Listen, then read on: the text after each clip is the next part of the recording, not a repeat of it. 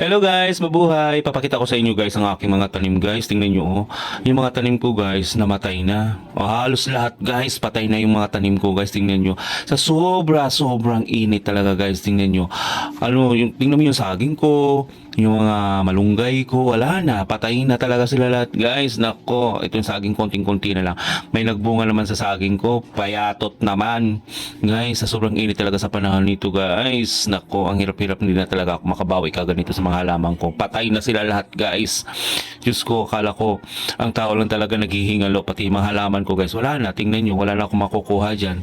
Antay na naman ako mga tag-ulan para mabuhay sila ulit. Nako, sa ngayon guys, tingnan nyo, kawawa talaga yung mga halaman ko guys. Ayun o, tingnan mo, saging ko nagbunga pero payatot naman. Ewan ko kung matuloy pa yan sa sobrang init. Tingnan mo yung pati yung lupa dito sa garden ko guys. Wala na, patay na guys.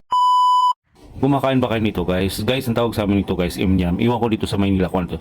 Gamot to guys sa mga sakit-sakit eh. Oo, gamot to sa mga sakit-sakit lalo pag ano. Masarap naman to guys pag hinog na guys.